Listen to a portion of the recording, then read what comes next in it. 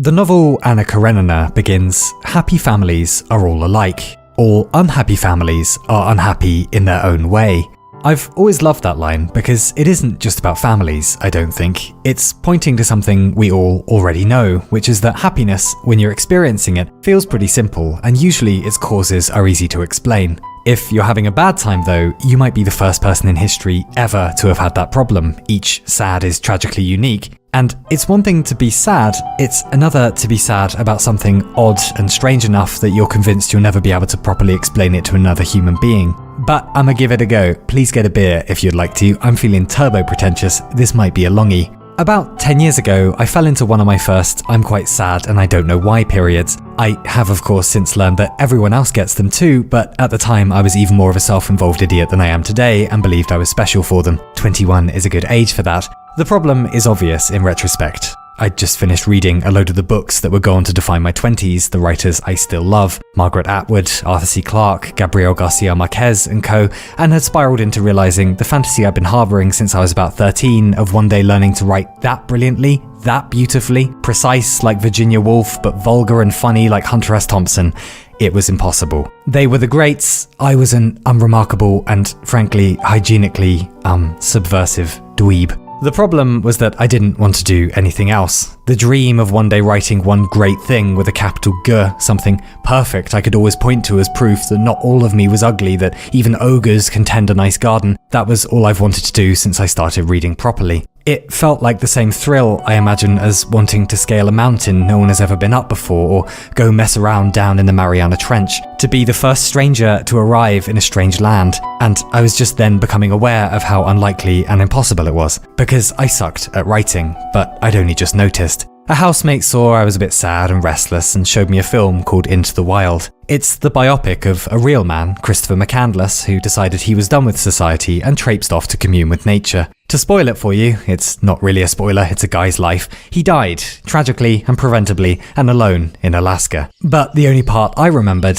the only part everyone in their 20s who sees that film seems to remember, was the wilderness thing, and I decided immediately that I would like to go and be alone, preferably in nature, preferably for a long time, because I wasn't made for society, etc, etc. And out there, for some reason, I would be unburdened and finally happy forever, or at least hopefully escape this weird crisis I'd fallen into. So, a few months later, I blew the remains of my student loan on a plane ticket and found myself in New Zealand because that seemed wildernessy, feeling rather bitter and anxious and lost geographically and spiritually. I very much wanted to go commune with nature. I was sure that would fix something. I spent about a year volunteering on farms on New Zealand's South Island. There was an organic farm program called WWOOF, WWOOF. It still exists. Big recommend. And before what I say next, I really should stress that I never had a bad time doing it. Everyone was lovely, except the first farm I worked on. It was run by a British couple. The only thing they hated more than their farm was each other. They despised each other with the same passion new lovers adore each other. It was an art to watch. They had moved to the middle of nowhere hoping to escape their problems and found when they arrived that they, in fact, were their problems. I'd get up around 5, milk the goats, build fences, get yelled at for a few hours by the husband for, and I'm not joking, quote, treating the animals too nicely, then listen to a 3-hour lecture about how agriculture was going to collapse, and they alone would be the ones to preserve the light of humanity in their post-apocalyptic utopia. If I worked very hard, they told me, they would even let me live there when the end times came. I would rather drink paint, I thought to myself. I would rather have my balls torn off by the blood-drinking zombies of tomorrow's water wars than have to spend even another day with either of you vicious, bitter chuckle fucks, apocalypse or not.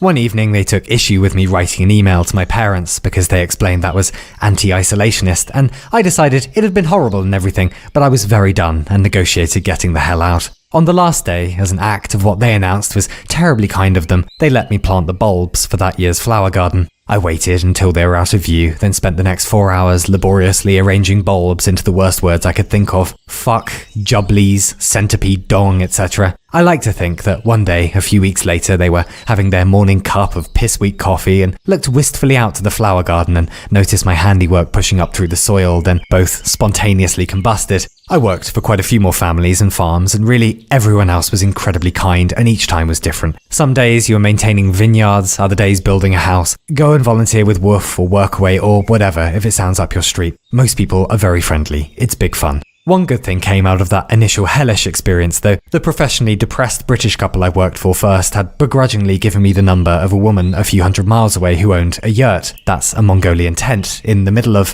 much to my wilderness dreams excitement, nowhere, and she rented it out from time to time. So when I got done with farms, I phoned her, and she sounded nice and said, sure, come live here. So I bought every book I've ever wanted to read, got on a bus, and lived there. It was perfect. Miles from the nearest town. I spent weeks doing nothing but wandering around in my birthday suit, reading and writing. It's very nice to be young and on a mission, even when it feels like an impossible one, especially when all you need is some paper and a pencil. I remember lots of evenings in that yurt, reading by candlelight, then spending the whole of the next day trying to write and accidentally, inevitably imitating whoever I'd been reading the night before. There was the Hemingway week when the sky was wide and the trees were juiced on steroids and every metaphor involved bullfighting and whiskey. There was the Jane Austen week when the countryside was positively refulgent and I ate so little fibre that I did not shit for perhaps 2 days short of a fortnight. A strange thing happened with the yurt though. A few months in and the novelty wore off and I noticed I was going slightly insane. No wilderness euphoria had appeared. Whatever hermit's Shangri-La I'd imagined was nowhere to be found. I didn't feel any better about the writing thing, nor my prospects at doing it, and worse, I missed people. It was weird. I began to realise I didn't even know what I'd been searching for in the first place. The stranger thing was that my, I suppose, landlady and I got really close. She was my mum's age and her daughter had just left home, and I think maybe she saw me as a kind of surrogate son. I don't know, but when she was in town every few weeks we'd go walking and hang out a lot. She was very kind, very clever, and very humble, quietly nodding and smiling at my stupid 21-year-old musings about how the world works, never teasing me for being an idiot, which I was. I remember her going quiet for a while when I eventually admitted what had started this entire freakout. Then she said very gently, "You will work this out, but it's going to take some time and you have to be okay with that." Well, turned out I wasn't okay with that, so I ignored this advice completely, because she was only more than twice my age. What did she know? One day, I walked into town and chanced on a book about a hiking route in the US called the Appalachian Trail. The trail was very long, apparently, but marked and maintained well. It was secluded, but occasionally passed near towns. It seemed insane, but people had done it before and lived. I quickly became obsessed with the idea of a massive hike, specifically the Appalachian Trail. Perhaps that was what I was missing. It would be like living in the wilderness, just more exercisey. But I could hardly just piss off to America, so I decided I'd go do some hiking in New Zealand instead. The day I left the yurt, my landlady drove me to the bus stop. We were both very quiet, the mood was very somber, and when we hugged goodbye, I noticed she was crying, and I was too, if I'm honest. I realised I had made a friend, and that, ironically, she was the part I really enjoyed about trying to go and be alone. An obvious truth was staring me in the face, but I was far, far too young and stupid to apprehend it. It would take another half my lifetime to work it out. Anyway, I still think of my landlady today. I hope you're doing okay, Mrs. Brown. The hike was even more disastrous than my other plans. Weeks of getting lost, weeks of knowing it was a stupid idea, but having too much pride to give up. My tent let the rain in, my shoes rubbed, I had no idea what I was doing. Still, I carried it on until my body gave up on me, then I gave up on me, really, and went off to have, well, not a life, but a bumbling improvisation of one anyway. Then 10 years passed in the way 10 years does, and the writing thing did somehow become my job. The wilderness fantasies went away for a while, or at least it was much easier to get lost in the silly forests within. Still, once again, older and not any wiser then, I found myself lost 10 years on.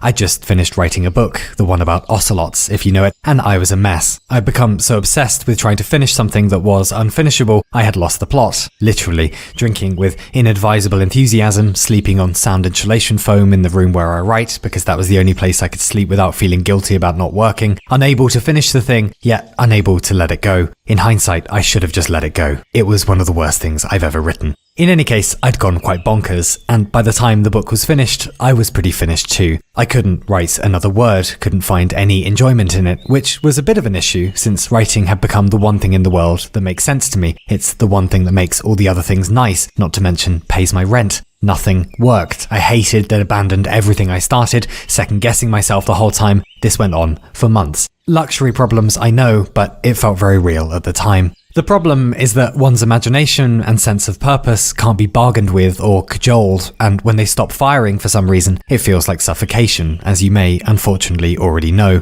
They don't respond to reason, you just have to sit tight and wait to feel human again. There are workarounds, of course there are, but yes, your self-worth goes summarily down the toilet along with the ability to play. And that's what had left me. The fun, the playing, the silly daydreams I've been retreating to since I was little. I'm sure you know those daydreams too, and without them, the real world is far too cold and bleak, and I'm far too boring and cynical to live in it anyway. And all of this was a sort of fun adventure into a mild early 30s melancholy episode, until I noticed if I was reading or looking at something close up, it would take ages for my eye to focus normally again when I look away. I say eye because only my right eye can see anything. The left is a sort of cosmetic bonus. So as you can imagine, I'm quite protective of old righty. Visiting an optometrist seemed like a good idea. It happened to be the day of my 32nd birthday. Eye exams are about as exciting as birthdays in your 30s get, apparently. And the optometrist scanned my eye with fancy equipment and buffed it and varnished it, God knows, and said, nope, everything's fine. And I said, yeah, but it's not working. It takes ages to focus now. And he looked down at my notes and said, oh, it's your birthday today. And I said, yeah. And he said, happy birthday. You're getting old. Which I thought was extremely funny and useless and funny, but I must admit it added a whole new dimension to the whole freaking out about writing thing. Shouldn't I have written something good by now? I've had ages. I'm not old yet, but I'm hardly young anymore. What the hell am I playing at? I was supposed to have done a thing by now, a thing I liked, a thing I was proud of. Fucking optometrists. So I was a bit glum and getting glummer. A friend noticed the cheese had completely slid off my cracker and said, you need to go and do something else for a while, something that isn't worrying about work, otherwise you're going to break some stuff on the inside permanently. It came to me immediately, a decade in the making, all the into the wild wilderness Henry David Thoreau living off the land stuff. And remembering that book I found in New Zealand 10 years before, I said, I'll walk the Appalachian Trail. That's the one with bears, isn't it? My friend said. Just a few months, I said. I won't take a laptop, no pens or paper. I'll go walk the Appalachian Trail. And she said, yeah, I meant go to the beach for a weekend. And isn't that the one with bears?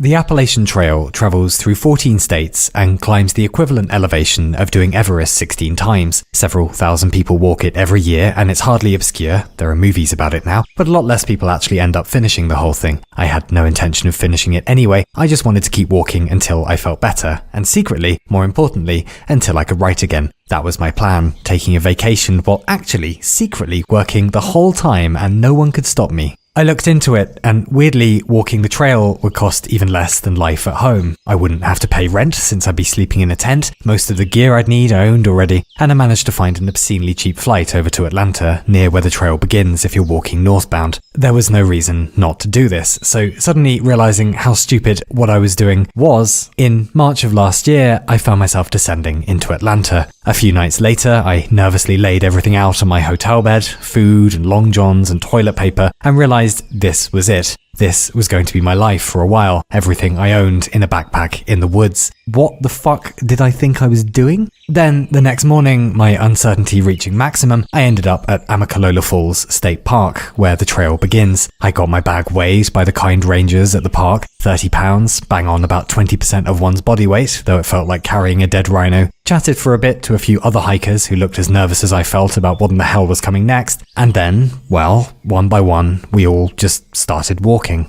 The path was busy for a while, families out for the day, a rather arduous climb up a waterfall, then soon enough it all gave way to forest, and I was alone. The first 8 miles aren't the Appalachian Trail, it's the approach trail to get onto the main trail, and I don't know if it's designed like this, but rather cleverly it kicks your ass just enough to make sure if you're not supposed to be out there, you'll know it. My pack was obscenely heavy, hundreds of miles of this, I couldn't imagine another 5. I'd trained a few times a week for the trail for about a month before, walking up the mountain that sits conveniently a few tram stops from my apartment. It was always fun, throwing a few sandwiches and a thermos of coffee into a backpack and leisurely wandering up to the peak. And each time I'd be thinking, man, I am so ready for this Appalachian thing. And I probably would have been if a sandwich and a thermos of coffee and a misguided confidence in my feeble sit-at-a-desk-all-day legs was all I'd be taking along with it. In reality, with long hikes, you have your life on your back, and that changes things enormously. Imagination is limitless. Spinal vertebrae are not. And within just that first hour on the real trail, I was learning not to write checks with my mouth that my ass couldn't cash.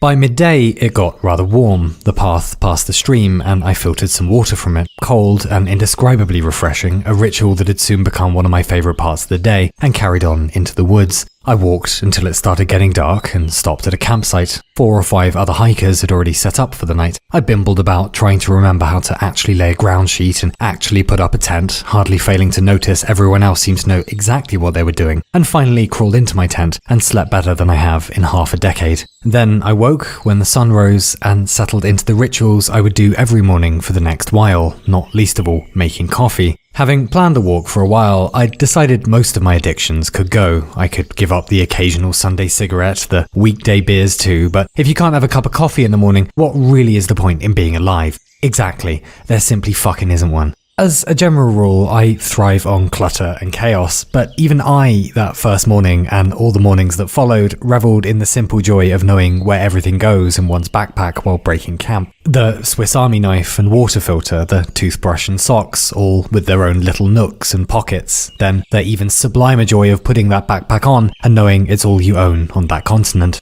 And that first morning, things began to feel real. My calves and ass hurt a bunch, but I'd woken up in the woods that morning and would be going to sleep in the woods that night. Something was very exciting about that. It was also rather exciting to find my shoes and pack worked fine. If you care about this sort of thing, I didn't until I started the trail. I used an Osprey Exos 48 backpack and walked in luminous yellow Ultra Lone Peak 6s. I cannot recommend both enough. They almost never gave me any trouble. I ate noodles on a rock for lunch, amazed at how good packet noodles suddenly taste after a morning of walking, then set off walking again, thinking over and over, how are humans allowed to be out here? Until it threatened to get dark and set up camp, alone this time. I'd camped alone quite a few times before, but never this far into the woods, and never in America. Right, I thought, the woods falling more or less pitch black, my tiny tent and me probably smelling like whatever the equivalent of McDonald's is for bears, which is regular McDonald's, I guess. What the fuck am I doing out here? Surprisingly, the woods are actually quite loud at night, or the sound anyway. Owls gossiping to each other, wind poking at the canvas of your tent, things crawling by or mincing by just a few feet from your head. You're in nature's house after all. But something feels primitively safe about a sleeping bag, maybe the same comfort of enclosure we derived from caves, I don't know, but somehow a few layers of polyester feels enough to keep you safe from whatever you imagine is coming to eat your eyeballs. And that was the shape of my life for the next a while. I would wake, drink a bucket of coffee, set off, have lunch above a gorgeous view, walk until I was done, and set up camp just like I had the night before. I watched the sun go down, I boiled rice, and then I got into my sleeping bag and read.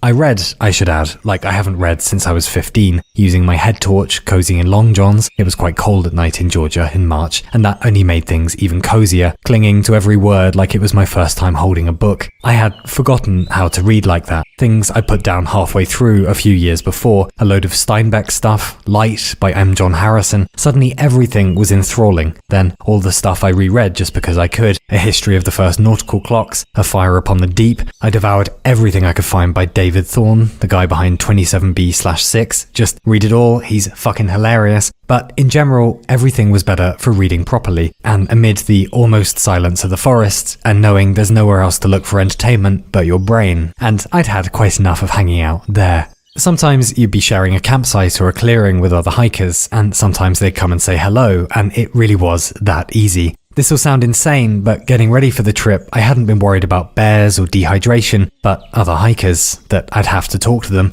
I've learned, as every introvert eventually does, to try and mimic being outgoing, and I hope I do a halfway passable impression, but to this day, meeting new people still feels like having all of my RAM used up by a program I don't understand. It's very stressful, and I wasn't looking forward to that. This is not how it went down. In life, you're bumping into people coming from 1,000 different contexts. Maybe they've had a bad day, maybe you have, maybe they're trying to scam you, maybe they're just being nice for no reason, but it takes ages to work out which game you're both playing. On the trail, there is only one context, and that is the trail. And just as you've chosen to go and live in the woods for a while, so have they. This commonality makes every conversation immediately easy, because you know what they're doing there. They know what you're doing there. You're both going the same way. Everyone I met was lovely anyway. About a week in, and a kind of hiking zen descended. By hour 3 or 4 of walking in the mornings, and things would turn up in one's mind's eye. Daydreams, nostalgia, old friends, old plans, lots of cringe, lots of ghosts. One ghost in particular.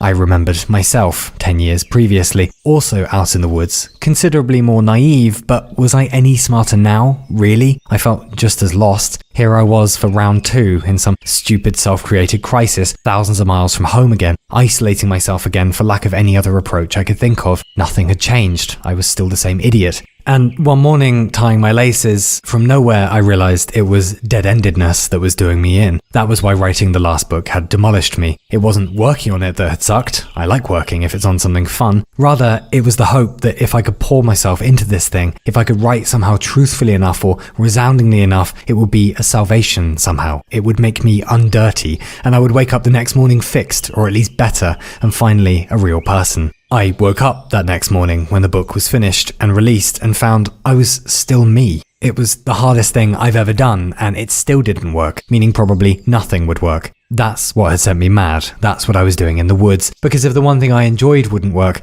I'd have to find something else. How ridiculous it seemed suddenly to put so much pressure on oneself, like that ever resulted in any good work. How had I forgotten that daydreaming was supposed to be fun? It wasn't there to monetize or bolster one's ego. It's for fun. It's for playing. Somewhere along the way, I must have forgotten how to play, and that was stupid, and I was stupid. I thought of a line. Ursula K. Le Guin, the greatest writer to ever live in my opinion, and if anyone disagrees they're objectively wrong, had said just before she died, talking about writing. The name of our beautiful reward is not profit, its name is freedom.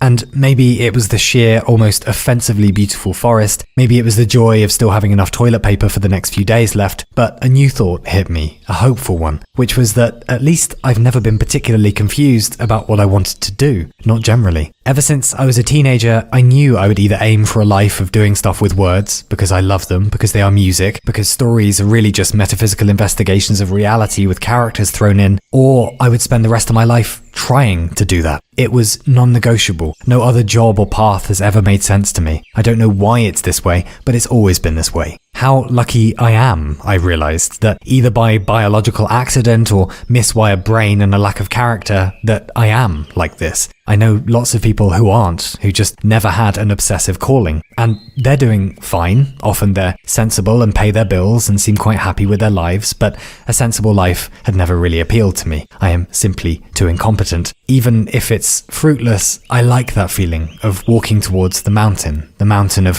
one day I might actually make a beautiful thing. I don't know how else I could have lived. I was unfathomably lucky, I realized suddenly, for having that compulsion, even if it occasionally spiraled off into borderline madness and self-pity in the woods of Georgia, as it had now, as it had on another continent 10 years before, as it may well 10 years hence. But I was lucky. I probably should keep that in mind, I thought. I finished tying my laces and looked out to whatever absurdly gorgeous view was below. Then I put my backpack on, set off walking again, and didn't think about writing for weeks.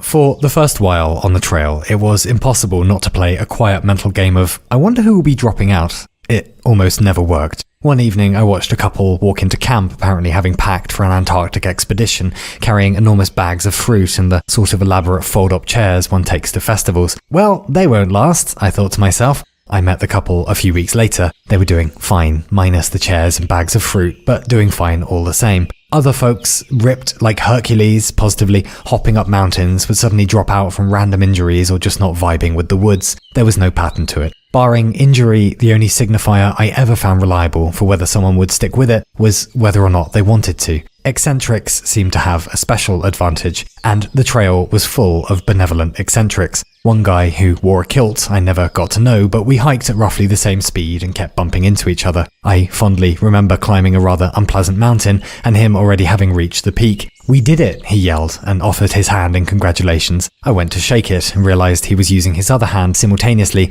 to take a piss, which I found more charming and demonstrating of character than I can tell you. I walked also for a while with a Californian gentleman who I immediately fell in bro-love with. We parted one morning when he suggested getting stoned might make the day's hike a little easier. I declined, not particularly wanting to get off my tits for breakfast. Then, setting off, I went to find him again, and by then he'd inducted some new friends into his wake and bake. They were sitting in silence in the shelter with extremely red eyes. "You're not walking today, are you?" I said. He shook his head and opened a bag of marshmallows. I never saw him again. In my experience, this was how friendships worked on the trail. They got deep and honest rather quickly, but were also ephemeral and without expectation. Another friend I met was an artist from New York, a brilliant one of those irritating people who claims they dabble a bit then presents the fucking Mona Lisa to you. We walked together for a few days, having a wonderful time moaning about our respective birth nations. Then he stopped in town for a day, and I carried on walking and assumed we wouldn't meet again. It snowed a week later, heavily enough that walking in it seemed like an extremely bad idea. I set up my tent and hunkered down for a day of reading about Richard Feynman's various exploits and eating Pop-Tarts. Near sundown, I heard someone setting up near me, and they came over to ask if I wanted them to brush the snow off my tent. We chatted through the tent for a bit, then he gingerly said my name. Gingerly, I said his back. I got out, and of course it was my artist friend from New York. As I remember it, we did a sort of impromptu reunion dance in the snow, the sort dogs do when you take the lead off the wall for a walk. Deprived of any other entertainment, freezing our balls off, it was a party, a good one too. And deprivation is the name of the game. Maybe I'm misremembering it, but there's a theory of Lacan's that I quite like, that we don't desire things, we desire to feel desire itself. The thing is incidental. Deprivation is a rather fun way of gaming your desire protocols. After a week in the woods, a stray Oreo in one's food bag is a banquet. Having just enough battery left for your phone to kick your ass at chess is about as entertaining as an evening of gin tonics. One day I was getting a bit miserable about a blister and looked down at my shoes and noticed those little holes at the top no one ever seems to use. Experimentally, I threaded my laces through them and just never got blisters again. This felt like an achievement tantamount to discovering cold fusion. It was the best thing that had happened in weeks. Another treat to look forward to was trail magic. Sometimes you'd be coming down a mountain swearing to yourself about ever having been born in the first place, and there in the road, some ex-hikers or just inexplicably kind humans would have set up tables for coffee and donuts and biscuits and everything you'd been fantasizing about, expecting no money in return, and would gladly stand and chat to you too. It was miraculous. There was another day close to a miracle. You meet lots of section hikers on the trail, people just out for the day or the weekend. I got talking to some older guys out for a catch-up walk with each other. They teased me extensively about the Boston Tea Party, and I teased them extensively about what their country calls beer, which is bullshit, by the way. It's just European snobbery. Americans know exactly what they're doing with beer these days. Their IPA game is on point. Anyway, these older gentlemen said, well, if you stop at the campsite near where our truck is, the beer's on us. I assumed this was a joke and tried not to think about it. I'm not a foodie. I didn't miss falafel or curry. I only craved one thing in the woods, and that was beer. Not to get hammered, not even to take the edge off the day, but just that one cold beer to round off doing something difficult. I thought about it constantly. We got to the campsite and said our goodbyes, and the older guys wandered off to their truck, maybe a few kilometers walk away. I set up my tent and stared into space for quite some time. About 40 minutes later, an enormous Texan hand reached into my tent, offering a can of IPA. One of those older guys had walked not an inconsiderable distance just to go and get me a beer, just to be kind, then just to walk all the way back to their truck again. I practically shat myself with gratitude. That evening, I watched the sun go down drinking what was, without any contest, the greatest beer of my life. I think what most hikers were enjoying out there was pretty identical to the kick I was getting, which was the constant sense that you're all on an adventure. Because, on balance, it is very pleasant to wander without being lost, to plan without foresight, to spend a few days alone and getting sick of one's company, then chance on the best company you've had in an age. I was feeling a bit lonely and camping by a stream one evening when a guy passed going for water. We established we were both readers, and somehow we got around to a shared love of the thinker David Graeber. When I checked my watch, about 3 hours had gone by. We went back up the hill to where his girlfriend had built a fire, then 2 more hikers joined while we all presumably played a private mental game of, is anyone here a murderer? Then, satisfied it was unlikely, we watched the dark fold in around us until the campfire was the only visible light in the whole of the woods. And here we were, strangers, occupying a tiny orange universe together. There was nothing outside, just each other to trust. Many nights were that way. I came to enjoy the feeling very much. I won't pretend there weren't low periods. I won't pretend there weren't unsettling periods. One night I woke to the sound of something large and not exactly human wandering around in the near vicinity of my tent. I'm told black bears are fairly harmless as long as they don't think their cubs are in danger, but I didn't sleep great the rest of that night. There was really only one day when things went wrong, and how wrong they went. The trail is marked all the way to Maine, with white blazes of paint on trees that tell you if you're on the right path. It's hard to miss them. One evening, I was eavesdropping on 2 hikers talking about how one of them had briefly gotten lost that day and thought to myself, come on, how do you wander off a marked path? The universe was listening though, and she has a dark sense of humour. The next day, I was trying to make more miles than I probably should have and was rushing. I turned at a white blaze, and after a while the path started to look a bit spotty in places. The blazes disappeared, but maybe they hadn't been that well maintained. Besides, I'd just come down a hill and had no interest in walking all the way back up it. Another mile or so and the path disappeared completely. I turned around and realised I couldn't even find the path back the way I'd come. Stay calm, I thought. You can't be that far from the trail. Only I could.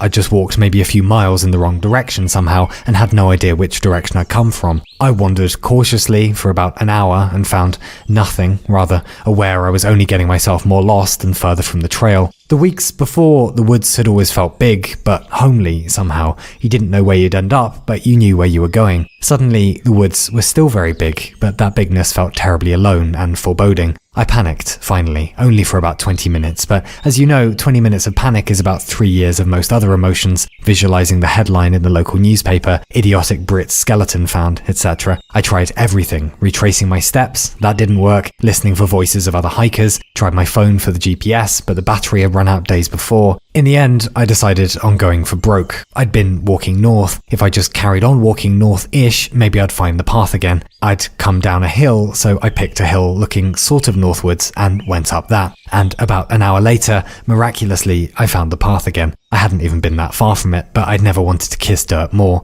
I noticed a few trees, the bark had been peeling off, and realised in my stupid rushing, I'd probably seen something like that and assumed it was a blaze and taken a wrong turning. I never sneered at stories of people getting lost again, and I didn't get lost on the trail again. Not physically, not emotionally. It's relieving, only having one thing to do for the day, and that's to get where you're going. It's very difficult to worry about anything, to stress about anything when that's all that's in your mental inventory. You spend your waking hours inside nature, traipsing through evolution's imagination and feeling miniature for it. I cannot tell you how beautiful the trail is. It defies words, it defies sight, and inevitably things surface inside you. People you haven't thought about in years, revisiting arguments, revisiting kindnesses, thinking of your parents, of your friends, of your cat.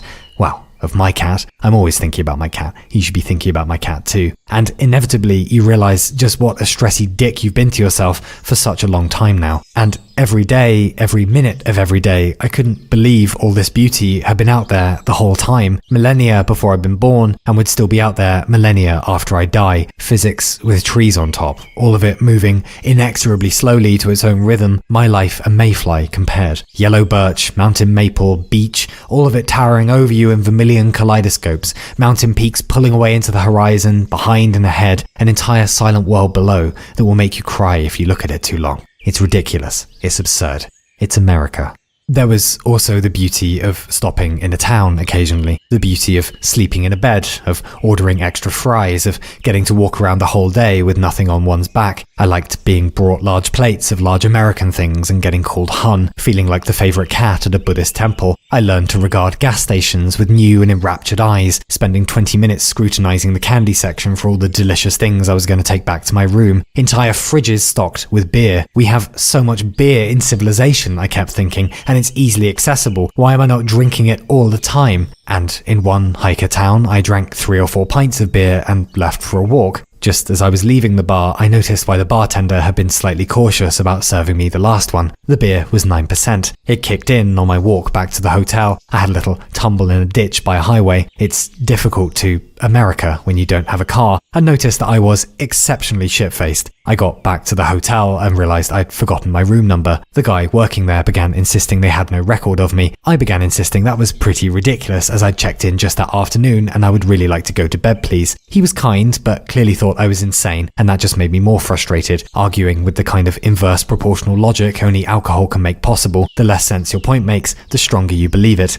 Just as I was about to start being passive-aggressive, I pulled the keycard out of my pocket and noticed I was, in fact, staying at a completely different hotel. I told him I was going for a quick walk and apologised without explanation. The United States is very strange. I think even our friends living there will agree. It's made weirder for most of us non-Americans, having grown up on American television and movies and thinking we all know what the States is like. But Hollywood doesn't mention the miniature toilet stall doors that basically may as well not be there for all they cover and don't cover. Or the way people just say hello and start a conversation with you out of nowhere just because they feel like saying hello. In Europe, this would usually be indicative you're about to get robbed or even a little stabbed, but it works there. It's outgoing, it's kind. I don't know why we don't do this. I also came to adore American television. Halfway through a sports match, the adverts will suddenly come in with, Senator McLaughlin wants to burn your house down and fuck your goldfish. Okie dokie. I liked hiker towns very much. But after a day or so, a familiar feeling would hit,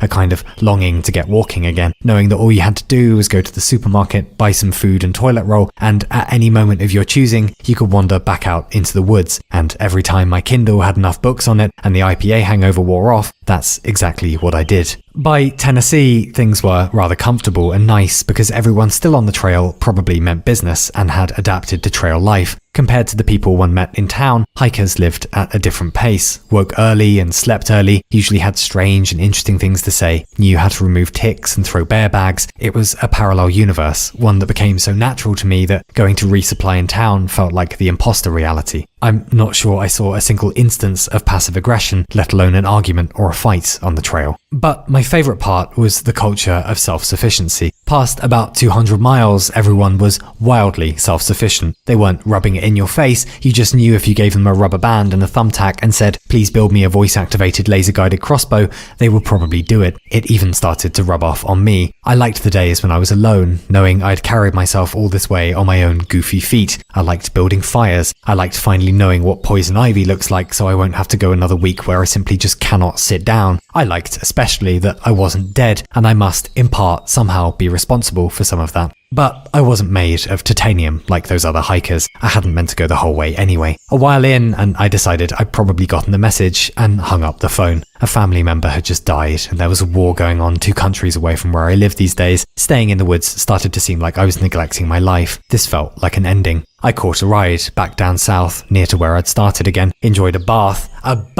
and retired my short-lived status as a hiker. There was only one thing left to do in America, the other thing I'd been dreaming about for years, and it was the US Space and Rocket Center in Alabama, Mecca for moon landing obsessives like myself. I hired a car and drove over there for a day, and it was paradise. Full-scale Saturn V's, spacesuits, and an entire hangar full of engineers who'd originally worked on the Apollo program, and you could just walk up and talk to them. So I walked up and talked to them. I'll try and keep this vague to preserve their dignity, but one engineer and I got chatting about an astronaut who'd walked on the moon, not the first famous to, and that said engineer had worked with them. Oh my god, I said, you worked with an actual moonwalker, what was he like? The engineer paused for a second, thoughtfully glanced up at a rocket hanging from the ceiling and said, asshole, total asshole. I very almost piddled my pants. Then a visit to see a friend, and soon enough I was back home in Europe. I laid out my hiking stuff in the corridor of my apartment for a while so I could trip over it and remember how wonderful it had all been. I followed blogs of my trail friends who carried on and lived vicariously through them for a while. But it was strange because I noticed the Henry David Thoreau wilderness fantasy had finally gone away. This confused me.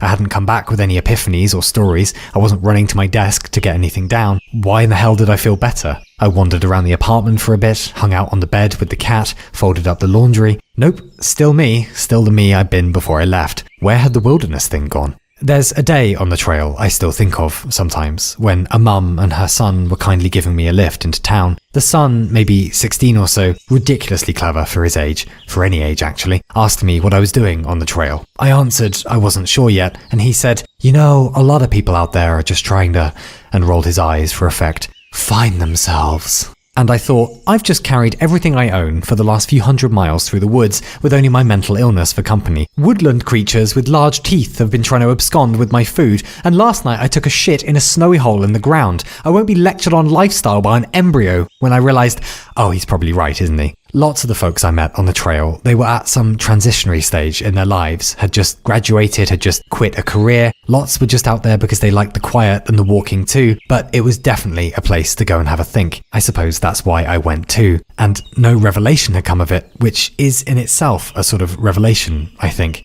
It kind of fell into place one night, months after getting home, when I went for beers with a friend. We laughed our asses off and drank like sailors, and he asked me why I'd gone into the woods in the first place. I told him about the book, about burning a few circuits out, about going loco, and in that irritatingly clever way of boiling what feels like a complex problem down into a soundbite, he said, so you weren't feeling very inspired? No, I said. And you can't control when you are? No, I said. Well, he asked, would you want to control it? And the problem immediately solved itself, because of course I don't want to. Of course no one does, any more than you'd enjoy tickling yourself. Those misguided aha moments are few and far between, but they're rather special for being few and far between. That's what makes them nice. And when you sign up to a lifestyle that involves trying to turn them into something, as I stupidly have, you sign up to them also being unpredictable. That's how it works. That's how it will always work. That's the deal. And the quiet months are part of the deal. One's imagination going dormant for a bit. You have only one job during that catastrophe, and it's to sit tight and remember that it isn't a catastrophe. Your brain will come back online, but you made too many demands and it needs to reset. Sit tight, you idiot. It's just another mini crisis. You got through the others, you barely even remember them now. I got home that night and opened the folder I keep all of my stupid, could be something but probably won't be ideas for stories. They weren't great, but they weren't the disasters I'd seen them as months before when I'd been freaking out. It was the same game I'd always been playing. Everyone is playing. Keep going. Oh, I realized, so glaringly in front of me only an idiot like myself could miss it. I was supposed to stay here, wasn't I? Here, where home finally is, after decades of searching for one. Here where my friends are. Here where I'm me. In weird, imperfect, perfect Bulgaria. I went into the corridor and played with the straps on my hiking backpack for a while, thinking how strange it was that it had contained my entire life for a time, and realized ultimately that I am not a hiker, I am a cat. Dogs will come to you for help when they're sick. They need you and they're not ashamed of it. Cats, in my experience anyway, isolate themselves. They shut down, and most distressingly, when they think they're dying, they go somewhere to die alone. I do the same, not to die, but getting stuck with a problem in the world, then escaping from the world to try and solve it, which is not unlike trying to debug code by throwing the computer out the window and joining the circus. This is not a good reason to go to the woods. This is how you go to the woods to try and use them for your own ends, which is not why the trees are there. And I find myself now in this weird position of realizing Christopher McCandless, the hero of Into the Wild, that film I saw what feels like a lifetime ago, had the answer to his own question and to mine. That it was there all along, a line he scribbled in his copy of Dr. Zhivago not long before things went south for him. Happiness is only real when shared. I really thought I could go off and live like a hermit and come back with an answer to myself. But our internal lives aren't equations to solve. There is no master theory of us. We don't arrange things right and forever live the rest of our lives in emotional utopia. It's more a succession of little fires one has to keep putting out, hopefully learning to turn that into a dance. These days, I do not believe, if one is sad or something has broken on the inside, that the answer is a hut in the woods. Of course, there are isolationists, of course there are introverts, of course there are people who just like hiking or living outside and aren't escaping anything. But for those who are low about something or spun waywards by something, in a pinch, I think we often hide from shame when in reality, if we were just honest about what's going on in our heads, our friends would give a damn and try to help. And those friends I've told about my little dabble with madness back in March with that awful book have all said more or less the same thing, which is, why the hell didn't you tell me? I should have. They would have made jokes, made light of it, and I don't know if they could have fixed the thing, but it certainly would have stopped the problem growing. If you get the urge to take off into the woods, then you crack on. There are so many beautiful, quiet meadows out there just waiting to be chanced upon. I cannot tell you how fantastic your adventures will be. Mine were fun. Yours will be better, I'm sure. Go do lots of that, please. But in my limited experience, when I really look back on it, the real adventures were someone you know doing something you don't expect, or trying to remember how you fixed yourself after a blue patch and realizing it was largely thanks to someone standing benevolently in the background of your life and doing it quietly from afar without you even realizing it. I'd even gently suggest that perhaps the strangest adventure, perhaps the most humbling one, happens on the inside. Discovering those parts of yourself you've never acknowledged, jettisoning those parts you've never liked, and constantly being aware that you will soon turn into someone else. And whoever that is decided at every moment by you now and in 2 minutes and 2 minutes after that, until 10 years later, one very long succession of 2 minutes is, you find a new you sitting there, and you're not even sure where they began nor where they'll end, which makes us custodians of a sort, looking after this body until a new, hopefully better us inhabits it a while from now. Maybe you know a book called 3 Men in a Boat by Jerome K. Jerome. It's very funny, which is weird considering it was written by a Victorian, and in the fashion of popular authors who have their day then fade into obscurity, he wrote a book a while later called Paul Kevlar, which was obscure then and almost completely forgotten now. But I hope it never fades into total forgottenness just for this passage alone. Returning home on this particular day of days, I paused upon the bridge and watched for a while the lazy barges manoeuvring their way between the piers. It was one of those hushed summer evenings when the air, even of grim cities, is full of whispering voices, and as, turning away from the river, I passed through the white toll gate, I had a sense of leaving myself behind me on the bridge. So vivid was the impression that I looked back, half expecting to see myself, still leaning over the iron parapet, looking down into the sunlit water.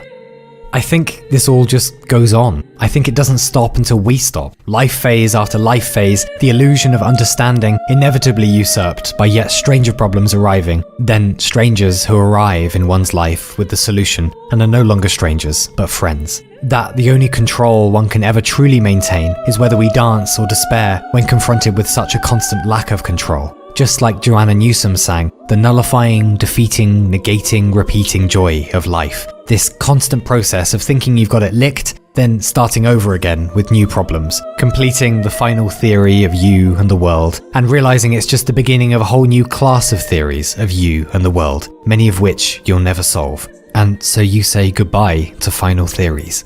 Isn't that okay? I think it's okay. Rediscovering yourself, rediscovering the world, all those basements down there, all those belfries above. Isn't it cool being remade?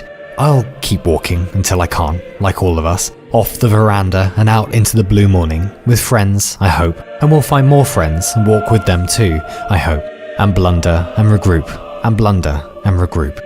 I hope we'll remember, I hope I'll remember that there's beauty in it all, that we do emerge from darknesses, and we're helped out of them by the offered hands of those we love more often than we scramble out ourselves. I hope we remember that there's beauty in it all, that we do emerge from darknesses, that we're here now, that that's enough, that we do this together, that we do this together. I think that's enough. I think that's enough. And I think that's enough.